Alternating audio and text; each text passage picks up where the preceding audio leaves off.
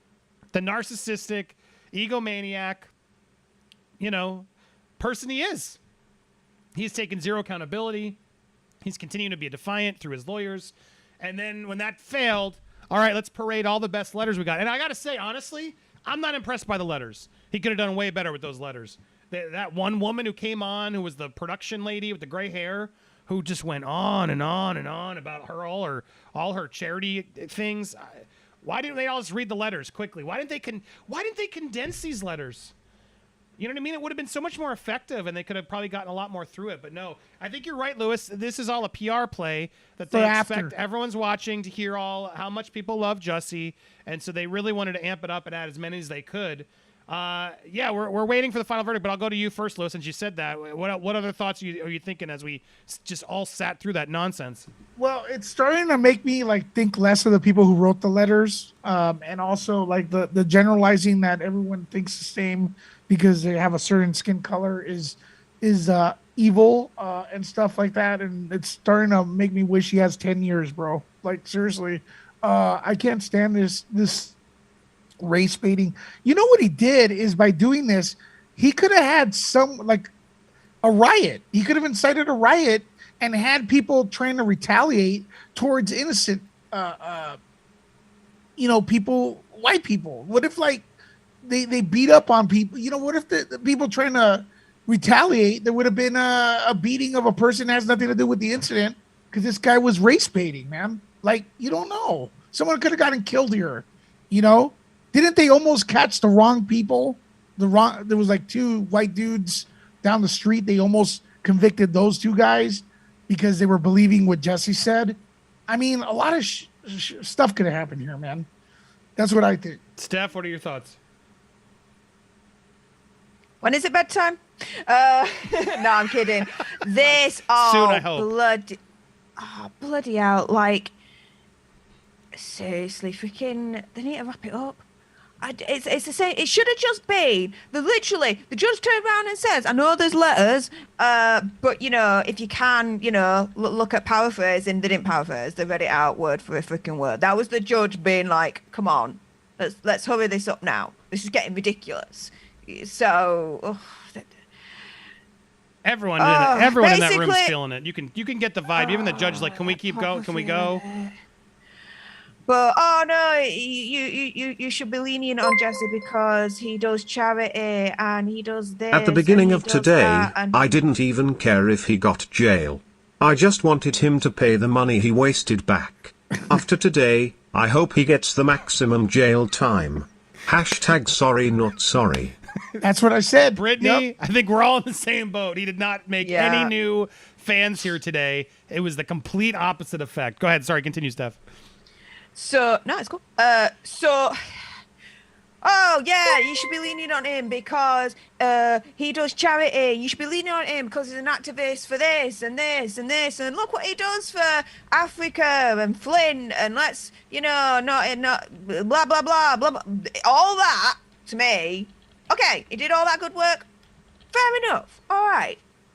Well done, okay? Guess what? That shouldn't really give a shit. Why? Because you got found guilty of hoaxing a fake crime. Simple as that. A fake hate crime. Hoaxing a hate crime. You got found guilty of that. So regardless if you do charity or not, that shouldn't even be taken into account. You got found guilty, dude. Therefore, based on the evidence to what you were found guilty on, and all the testimony that contributed to that guilty verdict, that should be the only thing that the judge considers in terms of how long you get sent down for. All this pleading and whatnot, 4-time Academy Award winner this, 3-time freaking Emmy nominated dude here, and is this and is that. The deuce? The privilege that these people think they have to be able to turn around and plead, yeah, I know he got found guilty of faking a hate crime. I know that, but you know what, Judge? Wink, wink, nudge, nudge. I'm a 4-time Academy nominee. Can you let him off, please? I'm sorry, but the privilege that these famous people think that they have, that they can turn around and ask the judge of that is ridiculous. I'm sorry, it is. And then, regardless of his race, regardless of colour of skin, don't give a shit. He got found guilty of faking a hoax, hate crime, faking it. Making a hate crime. He got found guilty. Don't matter his background. Don't matter what good he's done. He got found guilty. That should be it. We shouldn't have been here for 4 or 5 freaking hours listening to this ridiculousness. I'm sorry. It's nuts. Oh.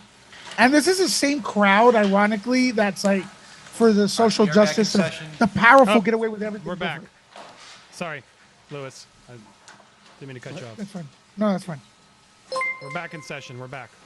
If you think this trial is more important than I am, fine, Andy, fine.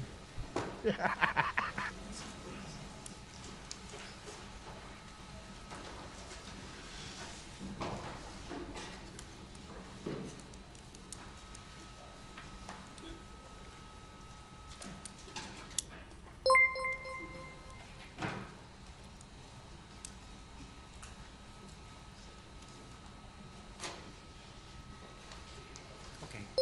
Thank you, everyone. Mr. Webb, I will hear from the Office of Special Prosecutor, arguments and aggravation.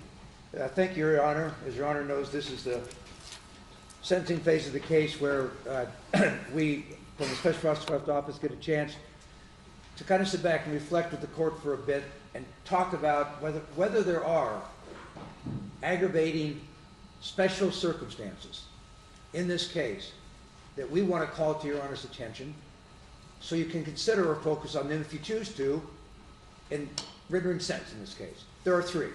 There's 3 I want to talk about.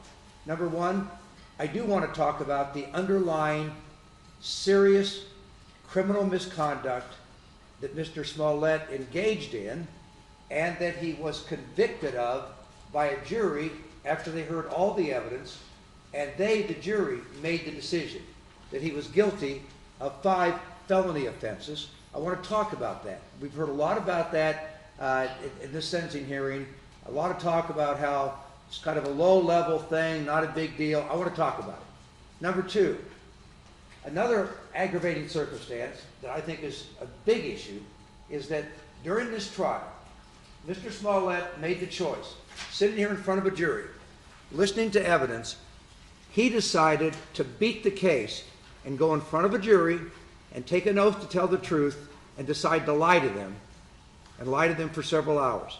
It was an effort to obstruct justice in this courtroom, to try to convince a jury to ignore evidence and accept his lies, and they didn't do it. They rejected it all, and after, 2 or 3 hours of deliberation, found him guilty of 5 counts. So I want to talk about that. Yes. The third is the issue of contrition. As far as I know, as I stand before Your Honor, in the 3 years that this case has been pending, 3 years, Mr. Smollett has never made any statement, publicly or in a courtroom or in a court pleading, to ever accept any acknowledgement that he's responsible for what happened here, to admit that he in fact engaged in wrongdoing, to apologize for making mistakes. None of that has happened. Not a single act of contrition has happened so far in this case, and I at least want to talk about that as a third factor. Let me go through them one at a time. On the first one, on the seriousness of misconduct, I know we've heard a lot about this and it's a low-level offense, but I want to talk about it in a minute because what I believe, if you look at the evidence that was introduced during the trial, what you see is that Mr. Smollett actually engaged He's good. in a very He's legit, even though he well bites thought hands. out plan, a calculated plan for him to fake a hate crime to benefit himself because he's black and gay. He made the choice. He didn't want to fake an automobile accident.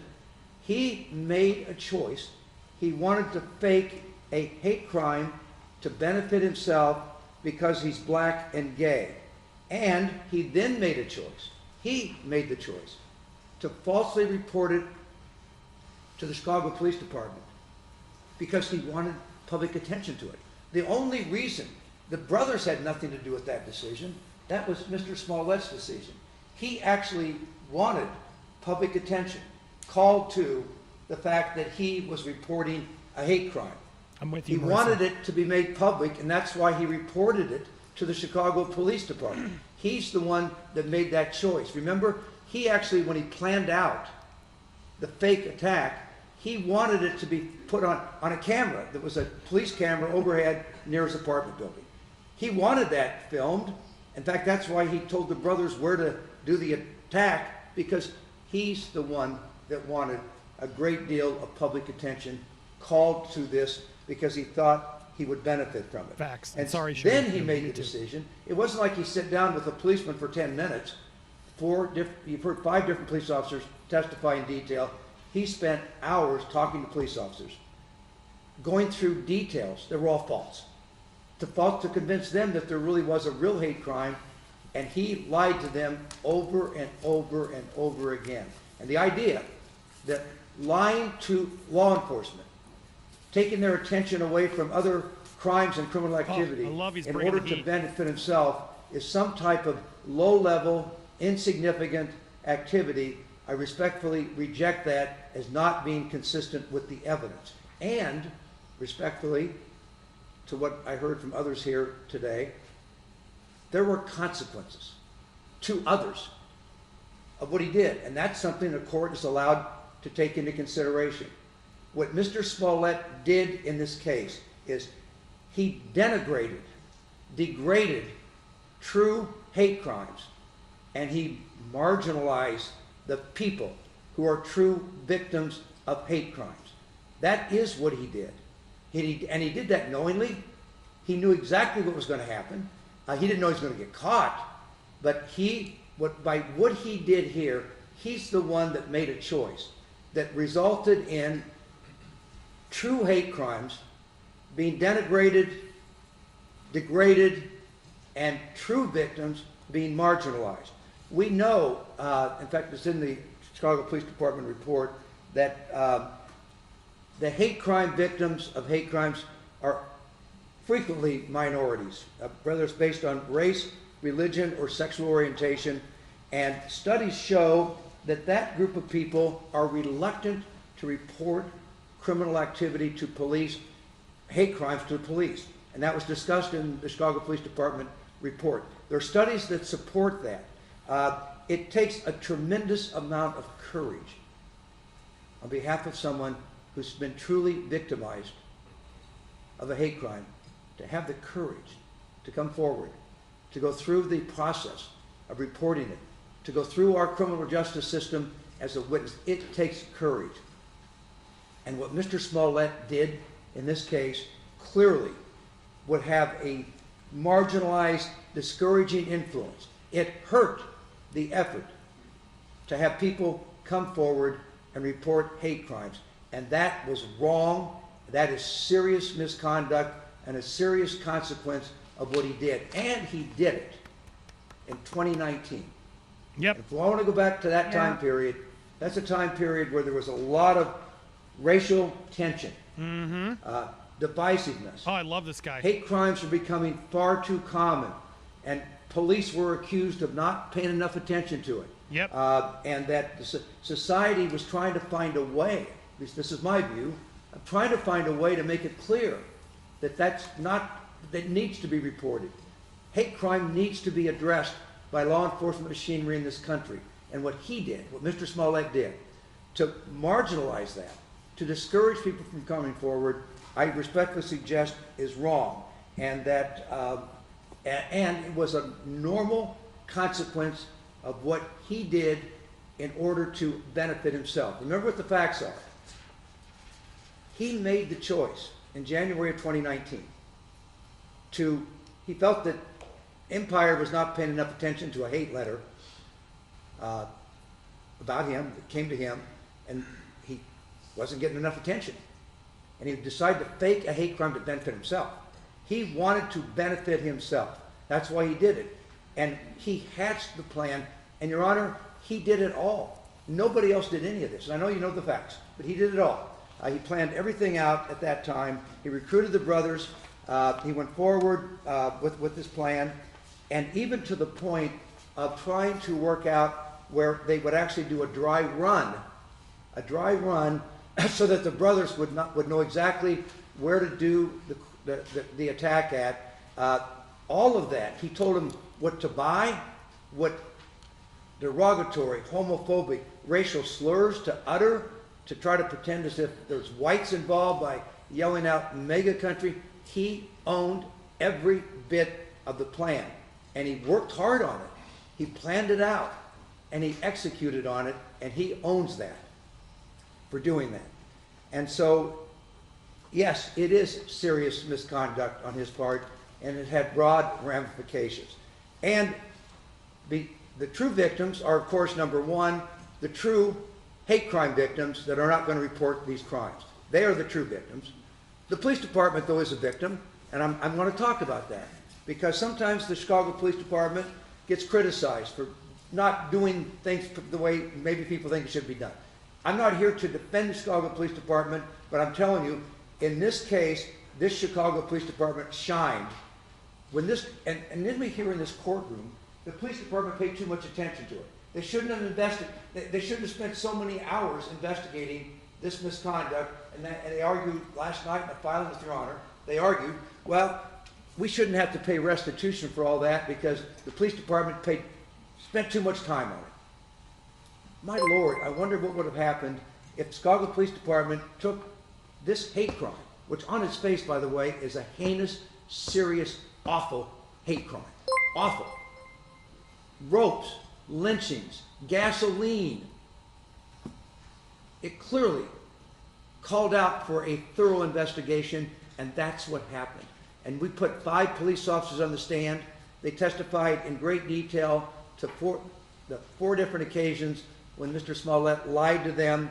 They described in detail 3,000 police hours, Your Honor, were devoted to this case instead of being devoted maybe to solving homicides or other cases. And therefore, Your Honor, I believe that the effort of the Chicago Police Department here, and when you look at the evidence, the fact that this police department within, I think, 15 days figured out what happened here. I mean, if you remember, what they were able to do in this case, I think was truly amazing, because what they did is that they were able to locate some surveillance tapes of these 2 suspects being dropped off around 1:15 in the morning in the Streeterville area. They traced it all through that area of where the suspects went.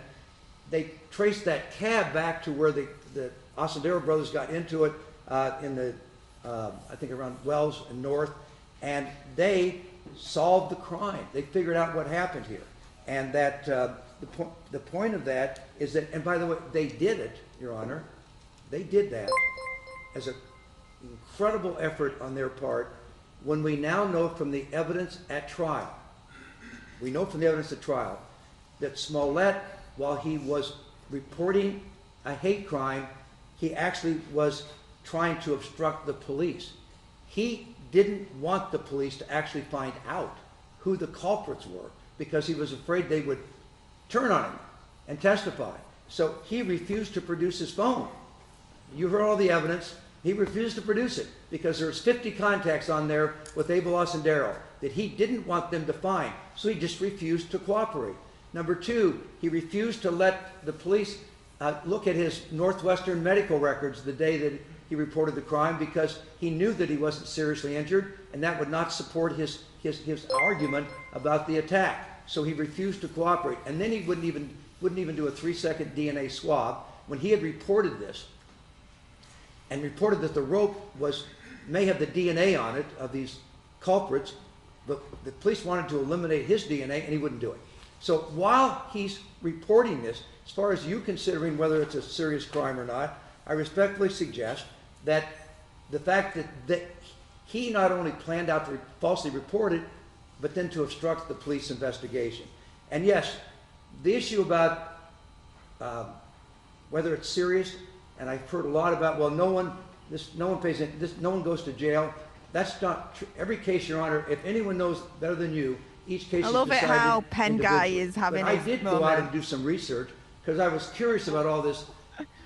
Penn Stuff Guy I'm is hearing that, well, no one resurrected goes to from jail the for this. dead. That's just not true. Death by Penn, not Penn Guy. I think there's 6 cases in the last ranting 5 and years I've been that we've muted. done in the research. Thank you for of people in Illinois. Yeah, his powers come from this that very pen. conduct of falsely Yes, reporting the crimes power to, of the pen. The pen is definitely police. mightier than the sword, guys. It is a serious force screaming at of nobody. criminal misconduct to do it. It's a felony. I've been saying I love this guy. I love this guy. Yeah. Decided by appellate court 4 months ago. When you hear all this, it's like, how do you not... that the person was hit by a police car. How do you sit there and be when like, they yeah, weren't. Jussie deserves all this? I think it's what like happened unreal. here is a lot worse than that. They've and provided that person nothing got to combat 14 any of months this. Incarceration for filing a false police report. So so yes, I do believe that this conduct is serious, and I respectfully suggest it's an important factor to consider. Aggravating factor number 2 is lying under oath. I'm not going to go through it. Your Honor heard the testimony. He made a choice. By the way, I'm a defense lawyer, Your Honor. Yes, we all get choices to be made, and defendants can make choices. But he made the choice. Mr. Smollett made the choice that he could deceive that jury and went on the stand and lied to them about so many different things. I'm not even going to, I was going to summarize some of them, but I don't even want to. I don't need to. You heard what happened during the course of the trial. Testimony that he went out and at 2 o'clock in the morning to buy eggs from Walgreens when the Walgreens was not even a 24-hour Walgreens. It was a ridiculous story. The fact that one of the attackers is white and he didn't even know who attacked him was ridiculous. The fact that the brothers had no foreknowledge and just happened to stumble over there into a Streeterville that they didn't live in and were happened to be there at 2 o'clock in the morning when he was out going through that in that stairwell.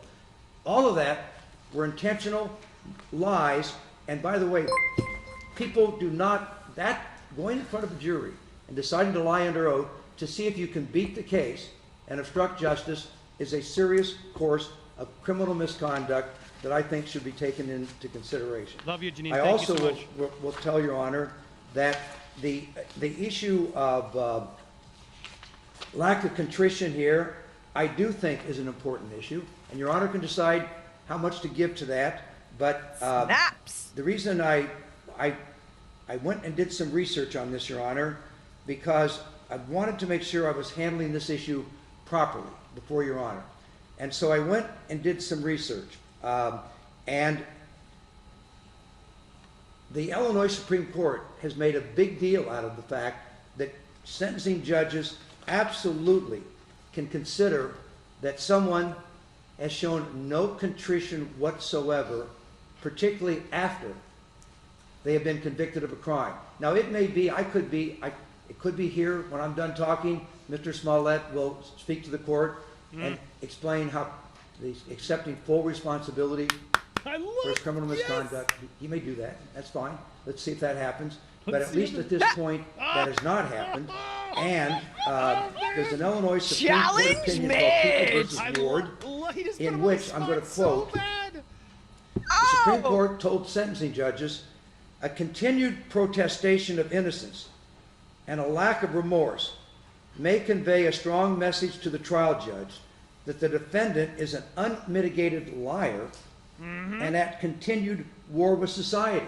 That's the quote from the Illinois Supreme Court. So I do think it's at least a factor for Your Honor to consider during the course of your decision making here. So let's go through the different issues of sentencing and just talk about them briefly. Term of imprisonment, yes. We are recommending to Your Honor that the seriousness of this crime should result in a period of incarceration for all the reasons I've just articulated to you. As you know, that each of the counts, the felony counts, 3 years times 5, he faces 15 years maximum in jail. And Your Honor knows that Illinois law provides that you have the power to impose a term of imprisonment if you find that probation would deprecate the seriousness of the offender's conduct and would be inconsistent with the ends of justice. I'm not going to suggest any amount of time, because if there was ever a judge that had the ability to understand what to use discretion, whatever you decide is your, let me just say this, your ability to decide based on all your years of experience and your years on the bench, we accept that, and whatever you decide on that issue, you decide that, but we do believe that it is a serious criminal misconduct. The defense disses him, prosecution be like, nah, you're good, you do what you do, Judge, we're all good. The Illinois restitution statute covers class 4 felonies and says that you shall determine whether the defendant should be required to make restitution in cash or out-of-pocket expenses. You've heard the evidence It's $130,000, $130,106. And on that issue, Your Honor, we believe that's the appropriate amount of restitution to order. Now, I will say that that first Smollett case, which led to a $10,000, it's called a forfeiture in the record, okay? It was some kind of forfeiture to the city of Chicago. It was not restitution.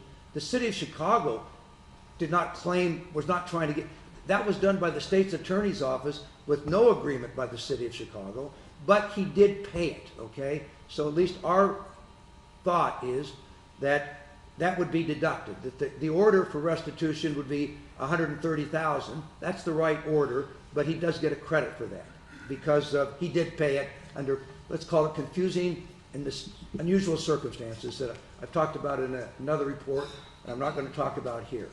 Probation. As Your Honor knows, under Illinois law, for a Class 4 felony, you can impose a period of probation not to exceed 30 months, but you cannot impose both a term of imprisonment and a term of probation on the same Class 4 felony convictions under the case law. So that our recommendation to Your Honor is even that more people you have the watching. Even the authority people in the back are like, to impose imprisonment on one of the counts that he was convicted of. One of the 5 counts he was convicted of, and then on one of the other 4 or more than the other, you can impose a consecutive term of probation to follow. Now, why do I talk about that? Okay, why should that be? Because he's not a violent crime, etc. Your Honor, in 2007, Mr. Smollett had a prior conviction in 2007 in connection with a DUI arrest in California for providing false information to a police officer. Mr. Smollett reflects that this case today is not the first time he had lied to law enforcement officials, and so I believe as a result, the Office of Special Prosecutor believes that an appropriate term of probation, whatever you decide in Your Honor's discretion, should follow an imprisonment term. Next, criminal fines. Again, this is in Your Honor's discretion. You can decide the maximum is $25,000 for 5 counts. That would be $125,000 for each, for the totality. We recommend a reasonable criminal fine to be imposed by Your Honor based on your judgment about it. Community service. Let's talk about community service because there's been, the defense has asked that maybe you should consider community service, and we agree with that, but it should be a condition of probation following a term of time in jail and following a term of probation. But as part of the probation, you have the authority, as Your Honor knows, to perform, he can be ordered to perform 30 to 120 hours of community service as a condition of probation under Illinois law. We respectfully ask Your Honor to impose and to at least consider maybe it should be devoted to an appropriate black or gay community service organization that can benefit from Mr. Smollett's hours of community service. And so, Your Honor, I'm going to conclude. You know the case very well. I was appointed as special prosecutor, as Your Honor's already pointed out here today, because Judge Tooman, after looking at the unusual way that Smollett 1 was resolved by the state's attorney's office, when the case was dismissed completely, with absolutely no term of imprisonment, no criminal fine, no restitution, no probation, no supervision, nothing. That Judge Tooman found that to be what he described as to be a significant mistakes by the state's attorney's office, and he believed that the public's confidence in the criminal justice system should be restored. I will tell you, at least as a trial lawyer, I believe this trial in this case has already done that, I believe, okay? The public wanted Smollett to be put, not just have his case dismissed, but Mr. Smollett should be put on trial and let a jury hear the evidence and decide. You brought that to happen at the end, well, almost still in the middle of a pandemic, you made that happen. Well, he keeps lifting him up. Absolutely, Mr. So Smollett got a smart. fair trial When here. you're winning, there are exactly, some just ins keep out there, though, that relate to punishment. And I respectfully suggest that the confidence in the criminal justice system can be restored as a fair and proper sentence is imposed in this case. I have nothing else to say unless Your Honor has questions of me. Thank you. I have no questions. I'll hear arguments in mitigation. Boom! Head is mightier than the sword, guys. Pen Now, does the other dude for the side win. go real quick, or is this it? This guy's gonna do one last plea, and then we're there. I'm here from the beginning. It has been a struggle, but you guys made it easier. You're all rock. Thank you, Chloe. I know it's getting insane. It's Sumi just says, I love this guy. Yeah, he just brought the fire. Yeah. Yeah. I saw him Dude, doing interviews afterwards drop and stuff. He was the legit. Judge Lynn, may it please the court. Judge, the defense is respectfully asking that you, as a starting point, consider the following. Oh, God. The extraordinary media publicity surrounding this case. No.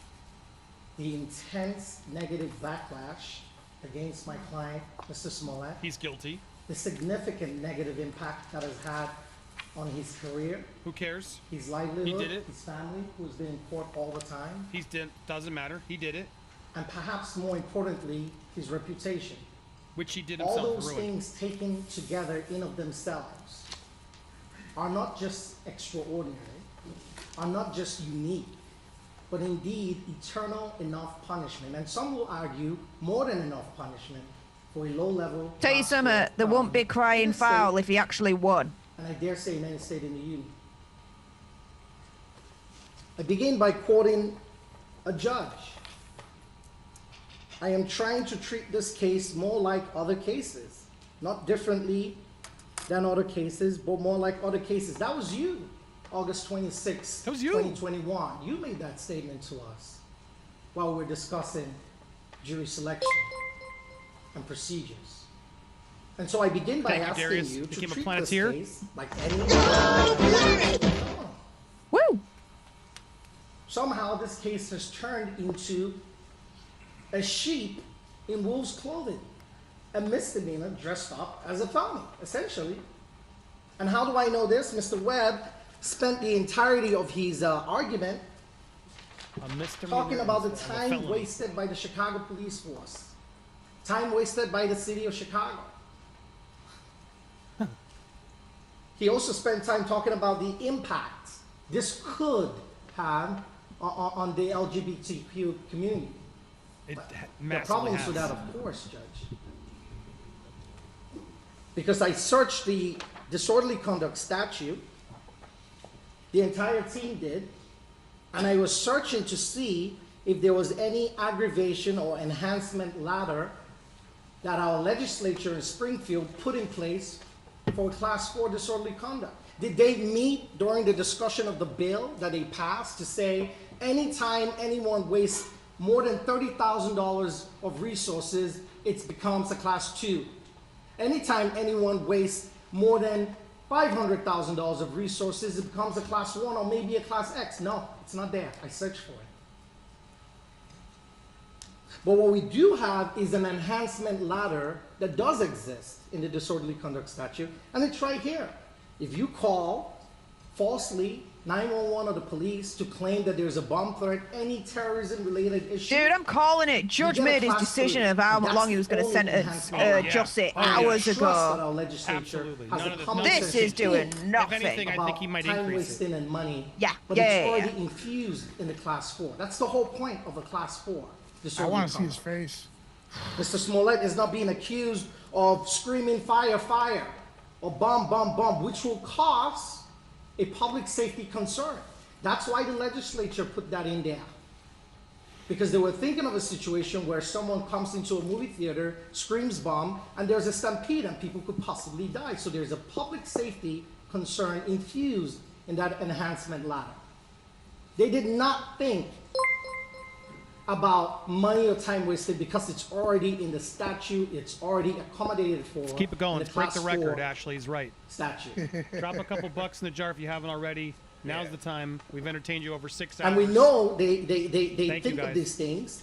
When you look at I'd also the like to statute, thank the Armed Robbery personally statute. Melinda going If you through my rob link someone tree with a to gun on top of the Class X, PayPal. enhancement, £5 what donation, happens? thank You get you. 20 She years says, added to please, your no more letters. Your You aunt's rob made this someone with a tolerable. gun and Thanks, you son. discharge that gun, I'll causing continue great bodily tipping harm. since What happens to some you? of the mods, I'm not going to say 25 that word, are enhancement on top of gone. the Class Be nice to the mods. We back them up. Even love, down to but your thank you basic anyway for your speeding donation, your kind words to me. I really appreciate that. You're driving Streaming's 26 fun. miles I love per it. hour over. This is when it starts becoming Now work. Class B misdemeanor.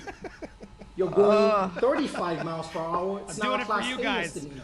The legislature thinks about this thing. And you guys, I know we're all waiting for that finale, and I'm sorry. I wish I could fast forward it. Law that doesn't exist in our statute, and that is not. Oh, he just has to go argue all these technicalities and statutes, blah blah The blah. $130,000 they talk Jussie about, is making well, this there are happen and problems continue. with If Jussie just took We can't accountability, take it at face we wouldn't value. even care. We Judge, would have you moved have on. the victim impact He has statement stretched in this front on of for you. so long. We're angry. If you look at the we're first pissed. 2 It's pages, enough. there are no dates on that. If you look at the second 2 pages, highlighted are entries with dates, and only 4 of those entries are before February 15, 2019. Why is that important? It's important because on February 15, 2019, the Oshundaya brothers, according to testimony, confessed allegedly to this incident. He's still And trying that was to, the day detectives they're let them still go and trying to began the prove his investigation on Mr. Smollett. So why do we now have charges, most of which are after 215? The retrial's, the motion for retrial's being denied, dude. Judge, the second point I'll make is we're asking you to adopt the Get with a previous freaking statute. updated Mr. Webb tries to program. dress it up like a forfeiture. Darius, Call it you what could have watched want. Batman Mr. Smollett was twice. fined $10,000. Black Law's Dictionary. That's a fine. Right, Lewis? It's a 3-hour movie. We've been can't streaming for punish a over person 6 twice. hours. 6.5 hours. Bloody hell, Literally could have watched the And I know Batman you denied twice. the motion. That's fine, but that's not why I'm bringing Wow. it up. Because That there's puts an it in 8th Amendment. perspective. Could have watched like the whole Bloody season hell. of Peacemaker. There's a lot of Bro, different. this guy literally just said, and the second Hi point Elvis. is, Hi Steph. Assume Hi the Luis. jury found him Just guilty. stopping by to Okay. show some love and support. Have a great stream. Smollett No, won. Shadow just dropped $100. 2019, No, they Shadow. made him Oh pay my God, who's gonna match it? The Southern, the state of Illinois, through their agents, the Cook County State Attorney's Office, Holy crap. said, Love Mr. you, buddy. Smollett, we're taking your $10,000 bond, we're giving it to the city of Chicago. Bye-bye. He's never seen it. That is a fine. Then they made him do community service, which he cannot undo unless we had a time machine. So those 2 things are punishments that has been meted out to him.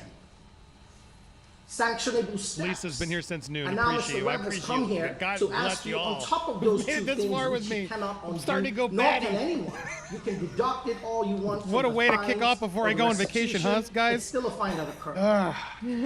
They're now asking you on Thank you, top of those 2 Stephanie, things, on the we Cash want App. you Thank to you for your give him coverage. Thank you for community helping. Service and jail time. He doesn't say how much jail time. And jail time.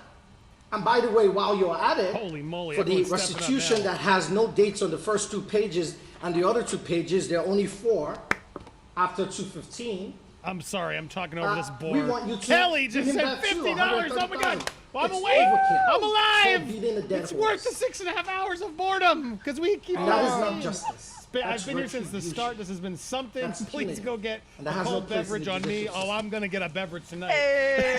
I'm gonna get a nice hard beverage tonight.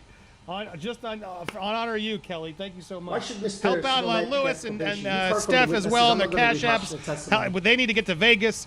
And you $sign specifically Steph heard alternates during the $sign trial Nerd from someone Report. who was in They here also today, deserve all the Amber love. She talked about You see, Justin, when you just honest and how many people do Thank that? you I haven't Team done it. Andy, Steph, and Nerd. Appreciate all you But maybe I've do. learned 2 something hearts. from Mr. Smollett. Whoa, Pamela, thank you. Pamela, 2 How many a.m. people at the age of thank 16 you, thank you. were taking a bus Oh.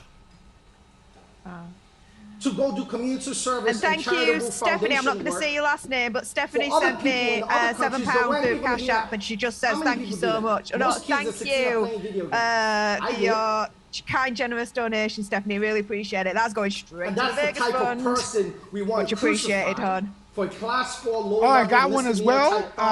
and slam him in jail. Charla, That's what we Charla, do to thank you people. very much for the Cash App.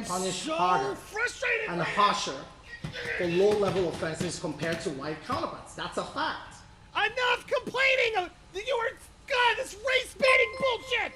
Mr. Webb was appointed special I'm prosecutor. sorry, am I almost Kelly a with decade another ago, cash and a case app? involving involuntary Woo! manslaughter. Am I crazy, That's why I audience? was surprised he I'm was a asking for jail time, like, can we? Are because that there black individual, people in what this did they chat? get? Are you not 30 getting months probation, infuriated that they including keep using this?